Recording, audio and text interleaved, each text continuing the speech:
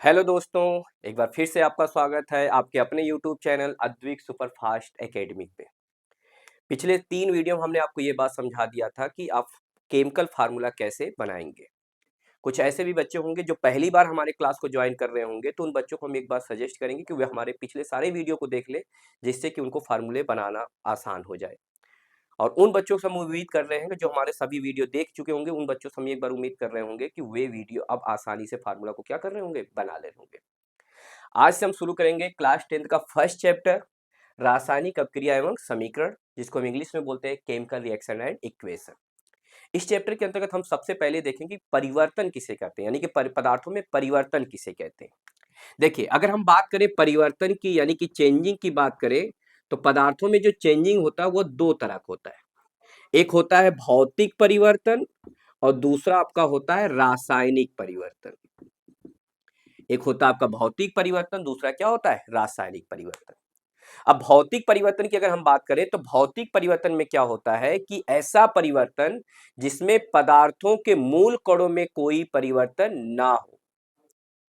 फिर से, ऐसा परिवर्तन जिसमें पदार्थों के मूल कणों में कोई परिवर्तन ना हो, ऐसे परिवर्तन को हम बोलते हैं भौतिक परिवर्तन।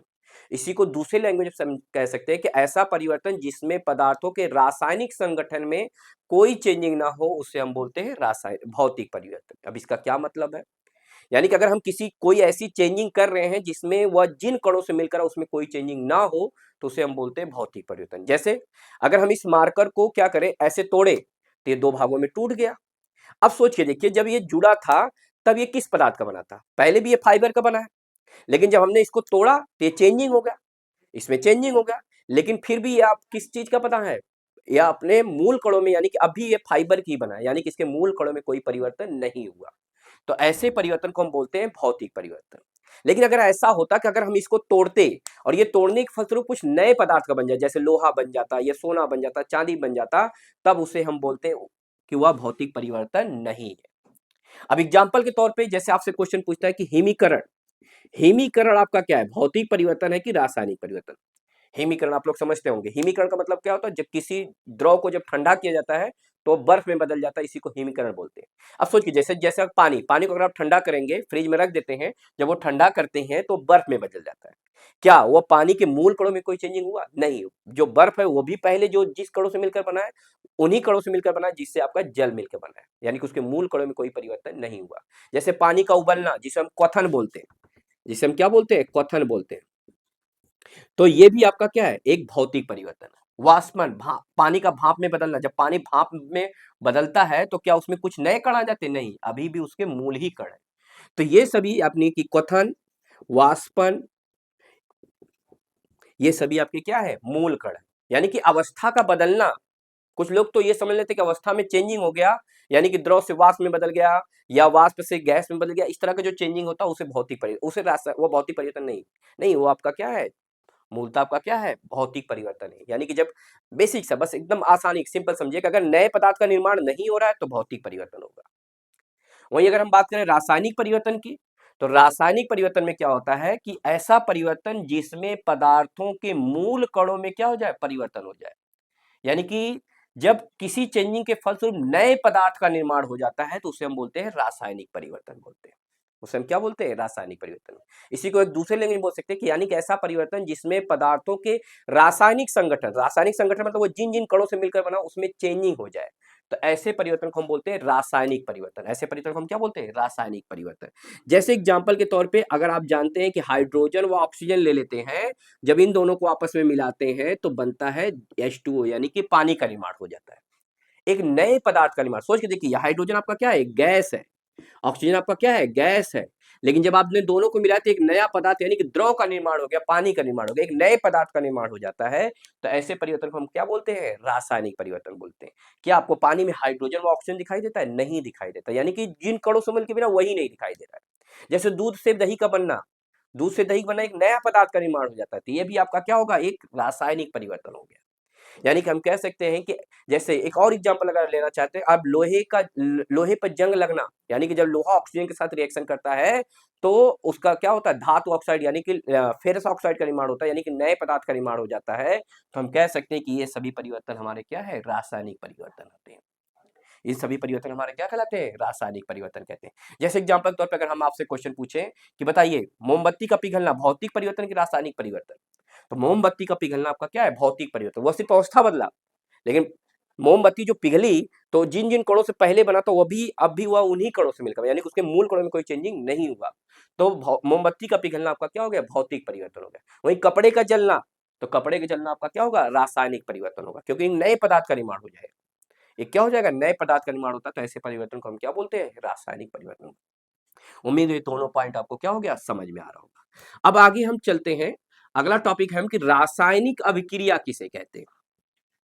अगला टॉपिक हमारा है कि रासायनिक अभिक्रिया किसे कहते हैं। रासायनिक अभिक्रिया किसे कहते हैं? रासायनिक अभिक्रिया जिसको इंग्लिश में बोलते हैं केमिकल रिएक्शन। Chemical reaction. देखिए रासायनिक अभिक्रिया का मतलब होता है, अभी हमने बताया रासायनिक परिवर्तन। रासायनिक परिवर्तन में जब नए पदार्थ का निर्माण होता है तो उसे हम बोलते हैं रासायनिक परिवर्तन, है ना। तो रासायनिक परिवर्तन के दौरान जितनी भी क्रियाएं होती हैं उन्हें हम बोलते हैं रासायनिक अभिक्रिया। मतलब जैसे जैसे दूध से आप जानते हैं दूध से दही का बनना रासायनिक अभिक्रिया है, लेकिन जब दूध से दही बन रहा तो अचानक से बनता नहीं, उसके बीच में छोटी छोटी प्रोसेस होते, कई प्रोसेस, कई क्रियाएं होती हैं। तो जितनी भी ज्यादा क्रियाएं होती है, जितनी भी सारी क्रियाएं होती है, उन सभी क्रियाओं को हम बोलते हैं रासायनिक अभिक्रिया। यानी कि रासायनिक परिवर्तन के फलस्वरूप होने वाली क्रियाओं को हम क्या बोलते हैं? रासायनिक अभिक्रिया। रासायनिक परिवर्तन के फलस्वरूप होने वाली क्रियाओं को हम क्या बोलते हैं? रासायनिक अभिक्रिया। इसी को दूसरे लैंग्वेज में बोल सकते हैं, एक या एक से अधिक पदार्थ के रीअरेंजमेंट के फलस्वरूप जब नए पदार्थ का निर्माण होता है तो उसे हम बोलते हैं रासायनिक अभिक्रिया। यानी कि जब रीअरेंजमेंट होता है, वो अपने आप को क्या कर रहा है? रीअरेंजमेंट कर रहा है, तो उसके फलस्वरूप जो क्रिया होती है उसे हम क्या बोलते हैं? रासायनिक अभिक्रिया बोलते हैं। अब अगला टॉपिक आ जाता है कि अभिकारक किसे कहते हैं।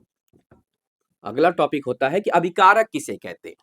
देखिए अभिकारक में थोड़ा समझिएगा कि हमारा क्या होता है कि अभी हमने बताया कि जब आप हाइड्रोजन व ऑक्सीजन को लेते हैं तो इसके फलस्वरूप बनता है H2O, यानी कि पानी बनता है।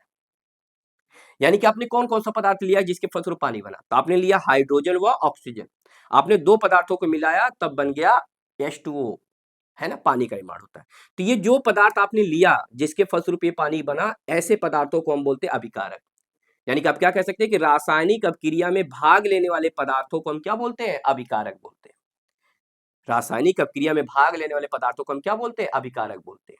जैसे हाइड्रोजन व ऑक्सीजन, इधर ये वाले पदार्थ आपके क्या होंगे? अभिकारक कहलाते हैं। ये पदार्थ आपके क्या कहलाएंगे? अभिकारक कहलाएंगे, है ना। जिसको हम इंग्लिश में बोलते हैं रिएक्टेंट। क्या बोल सकते हैं? रिएक्टेंट बोलते हैं। वहीं अगला टॉपिक होता है कि उत्पाद किसे कहते हैं। उत्पाद। उत्पाद ये रासायनिक अभिक्रिया के फलस्वरूप ये जो बनता है, जैसे हमने हाइड्रोजन और ऑक्सीजन लिया तो बना क्या? H2O, पानी बना। तो इसको हम बोलते हैं उत्पाद। क्या बोलते हैं? उत्पाद। इंग्लिश में बोलते हैं प्रोडक्ट। क्या बोलते हैं? प्रोडक्ट। फिर से एक बार, अगर आपसे टॉपिक ये पूछे कि अभिकारक किसे कहते हैं, तो आप क्या कहेंगे कि रासायनिक, किसी भी रासायनिक अभिक्रिया में भाग लेने वाले पदार्थों को हम क्या बोलते हैं? अभिकारक। और उसके फलस्वरूप जो बनता है उसे हम क्या बोलते हैं? उत्पाद। जैसे सिंपल से एक लैंग्वेज में आप दूध लेते हैं, दूध में जब कोई खट्टा पदार्थ, जैसे गांव में उसको जोरन बोलते हैं, कि जब उस खट्टे पदार्थ को मिलाते हैं तो उसके फलस्वरूप दही बनता है। तो यहाँ पे दूध और जो खट्टा पदार्थ है वो आपका क्या कहलाएगा? अभिकारक। और उसके फलस्वरूप जो बना है, दही बना है, उसे हम क्या बोलेंगे? उत्पाद बोलेंगे। उसे हम क्या बोलेंगे? उत्पाद। यानी कि किसी भी रासायनिक अभिक्रिया में भाग लेने वाले पदार्थों को हम बोलते हैं अभिकारक, और उसके फलस्वरूप बनने वाले पदार्थ को हम क्या बोलेंगे? उत्पाद। और किसी भी रासायनिक अभिक्रिया में इसको हम अभिकारक को बाएं साइड लिखते हैं और उत्पाद को हम किधर लिखते हैं? दाएं साइड लिखते हैं। अब अगला टॉपिक ये आ जाता है कि रासायनिक अभिक्रिया किसे कहते हैं या रासायनिक समीकरण किसे कहते हैं। अगला टॉपिक हमारा रासायनिक समीकरण किसे कहते हैं। रासायनिक समीकरण। देखिए रासायनिक समीकरण में क्या होता है कि जो ये हमारा अभिकारक होता है, यानी कि जो रासायनिक अभिक्रिया में भाग लेने वाले पदार्थों को और उसके फलस्वरूप बनने वाले जो उत्पाद है, इसको हम प्रतीकों अथवा सूत्रों के रूप में लिखते हैं। प्रतीकों अथवा सूत्रों के रूप में लिखना हमारा क्या कहलाता है? रासायनिक समीकरण। जैसे आप सोचिए, आप हाइड्रोजन को शॉर्टकट में H2 लिख दे रहे हैं, यहाँ पे आपने ऑक्सीजन को शॉर्टकट में O2 लिख दिया, और इधर आपने क्या लिख दिया? H2O, पानी बन गया। आपने सिर्फ H2O लिख दिया तो आप समझ जाएंगे कि क्या बन गया, पानी बन गया। क्या आपने यहाँ पे पूरा हाइड्रोजन लिखा है कि ये पूरा हाइड्रोजन है? क्या ये पूरा आपने ऑक्सीजन लिखा? नहीं, सिर्फ आपने एक सिंबल के रूप में लिख दिया। ऑक्सीजन का फार्मूला O2 और हाइड्रोजन का फार्मूला H2 और यहाँ पे पानी का फार्मूला H2O बन गया। यानी कि आप शॉर्टकट में लिख ले रहे हैं, हाइड्रोजन को H2, ऑक्सीजन को O2, पानी को H2 हम लिख रहे हैं। तो इसी बात को हम बोलते हैं रासायनिक समीकरण। यानी कि किसी भी रासायनिक अपक्रिया में भाग लेने वाले अभिकारकों एवं उत्पादों को प्रतीकों अथवा सूत्रों के रूप में लिखना हमारा क्या कहलाता है, रासायनिक समीकरण कहलाता है। क्या कहलाता है, रासायनिक समीकरण कहलाता है। अब अगला टॉपिक ये आ जाता है कि ये रासायनिक समीकरण लिखने की विधि, यानी कि रासायनिक समीकरण लिखते कैसे हैं। अगला टॉपिक हमारा है कि रासायनिक समीकरण लिखने की विधि, यानी कि रासायनिक समीकरण को हम कैसे लिखेंगे, या रासायनिक समीकरण को लिखने की विधि, यानी कि किसी भी केमिकल इक्वेशन को लिखना हो तो आप कैसे लिखेंगे। चलिए देखिए, रासायनिक समीकरण में हम क्या करते हैं, रासायनिक समीकरण में दो पार्ट आ गया। हमने बताया कि एक होता है अभिकारक और दूसरा हमारा क्या होता है, उत्पाद। तो ध्यान में रखिए, अभिकारक किसे कहते हैं, जो रासायनिक अपक्रिया में भाग लेते हैं। उत्पाद किसे कहते हैं, जो जिसके फलस्वरूप अपक्रिया के फलस्वरूप जो बनता है उसे हम क्या बोलते हैं, उत्पाद। तो ध्यान रखिए कि अभिकारक को हम हमेशा किधर क्यों लिखते हैं, बाएं साइड, और उत्पाद को हमेशा किधर क्यों लिखेंगे, दाएं साइड। जैसे अभी हमने लिया हाइड्रोजन प्लस क्या लिया, ऑक्सीजन, हमने दो चीजों को मिलाया तो बन गया आपका क्या, H2O। तो हम हमेशा हाइड्रोजन, ये जो अभिकारक है, हाइड्रोजन व ऑक्सीजन को हमेशा किधर लिखेंगे, बाएं साइड लिखेंगे, और उत्पाद को किधर क्यों लिखेंगे, दाएं साइड लिखेंगे। पहला काम तो ये करेंगे। तथा अभिकारक व उत्पाद के बीच में या तो हम तीर का निशान लगा देते या तो बराबर का निशान लगा देते। फिर से, अभिकारक व उत्पाद के बीच में या तो हम तीर का निशान लगा देंगे या तो क्या लगा देंगे, बराबर का निशान लगा देंगे। और साथ में अगर एक से अधिक हमारे पास अभिकारक हो तो उनके बीच में हम प्लस का निशान लगा देते हैं। उसके बीच में हम क्या लगा देंगे, प्लस का निशान लगा देंगे। इसी प्रकार अगर एक से अधिक उत्पाद होगा तो उसके बीच में हम क्या लगा देंगे, प्लस का निशान लगा देंगे। जैसे एग्जांपल के तौर पे अगर हमारे पास कॉपर सल्फेट है CuSO4, इसको हम जिंक से रिएक्शन कराएंगे तो ये बनेगा जिंक सल्फेट और प्लस क्या बन जाएगा, कॉपर। यहां पर देखिए हमारे पास दो अभिकारक है, इसके बीच में क्या लगा है, प्लस का निशान। यहाँ पर दो उत्पाद है, इसके बीच में क्या लगा, प्लस का निशान लगा। और इन दोनों अभिकारक और उत्पाद के बीच में हमने या तो तीर लगा दिया या तो आपका मन करे तो यहाँ क्या लगा दीजिएगा, बराबर का निशान लगा दीजिएगा, है ना। यानी कि अगर आपसे क्वेश्चन पूछेगा रासायनिक समीकरण लिखने के लिए कैसे लिखेंगे, तो आप कैसे लिखेंगे, रासायनिक समीकरण में हम अभिकारक को सदैव किधर क्यों लिखेंगे, बाईं ओर, और उत्पाद को सदैव किधर क्यों लिखेंगे, दाईं ओर। तथा अभिकारक व उत्पाद के बीच में एरो, तीर का निशान या बराबर का निशान लगाएंगे। तथा एक से अधिक अभिकारक होने पर उसके बीच में हम प्लस का निशान लगाएंगे। इसी प्रकार एक से अधिक उत्पाद होने पर उसके बीच में हम क्या लगाएंगे, प्लस का निशान लगा देंगे। अब अगला टॉपिक ये आ जाता है कि संतुलित समीकरण किसे कहते हैं। अगला टॉपिक आ जाता है आपका क्या, संतुलित समीकरण किसे कहते हैं।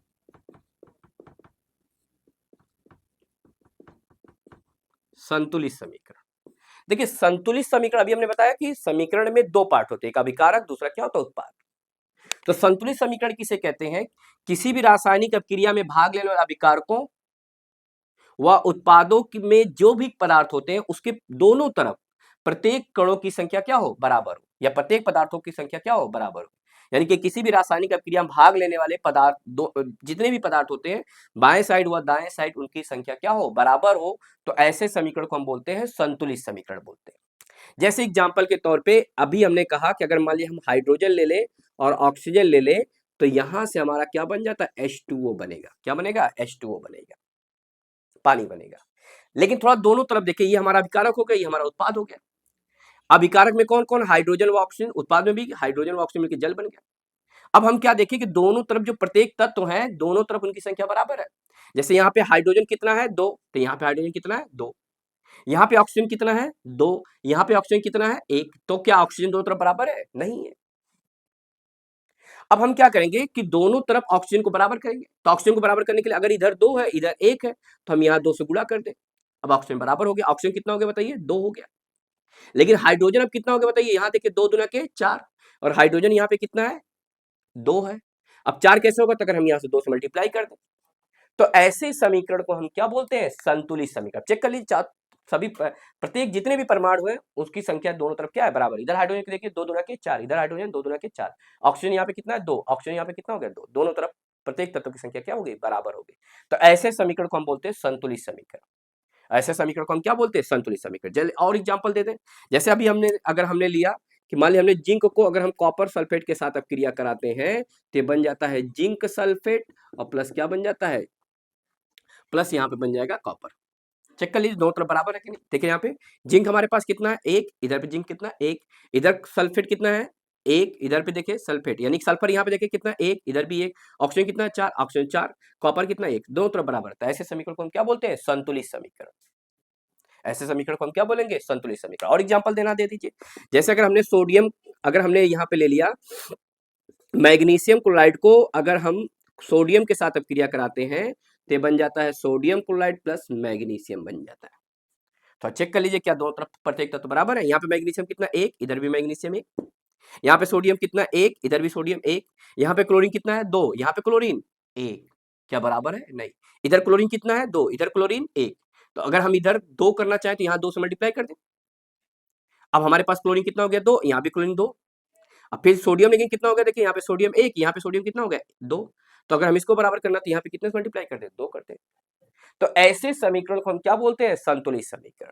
ऐसे समीकरण को हम क्या बोलते हैं, संतुलित समीकरण। यानी कि जो समीकरण, ऐसे समीकरण जिसमें भाग लेने वाले अभिकारकों के प्रत्येक तत्वों व बनने वाले उत्पादों के प्रत्येक तत्व क्या होंगे, आपस में बराबर हों, तो ऐसे समीकरण को हम क्या बोलते हैं, संतुलित समीकरण।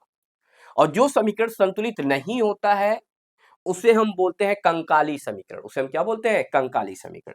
यानी कि अगला टॉपिक हमारा है कि कंकाली समीकरण किसे कहते हैं, कंकाली समीकरण किसे कहते हैं, कंकाली समीकरण।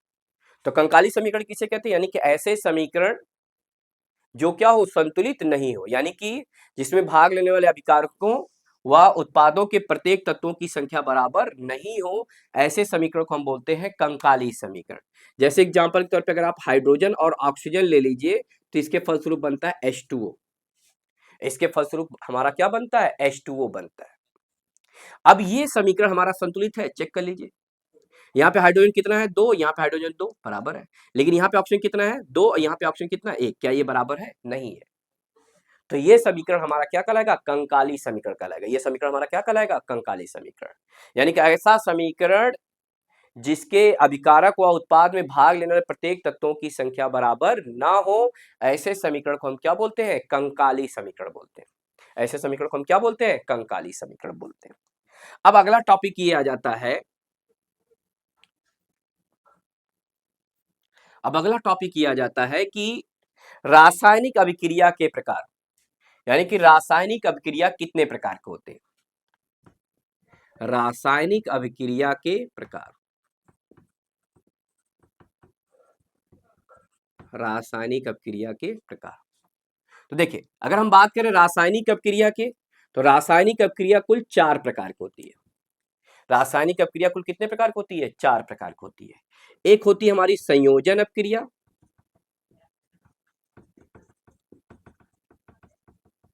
दूसरा हमारा होता है वियोजन अभिक्रिया,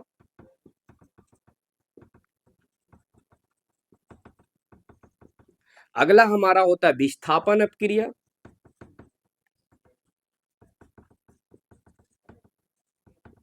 अगला हमारा होता है द्विविस्थापन अभिक्रिया।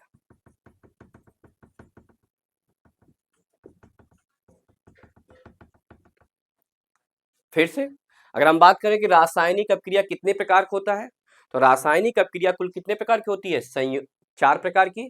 पहला होता है संयोजन अभिक्रिया, दूसरा होता है वियोजन या इसी को हम अपघटन अभिक्रिया भी बोलते हैं, अगला हमारा होता है विस्थापन अभिक्रिया, अगला हमारा होता है द्विविस्थापन अभिक्रिया।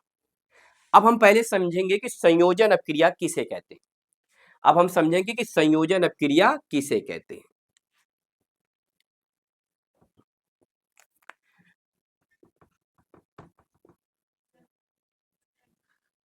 हमारा अगला टॉपिक क्या है, संयोजन अभिक्रिया।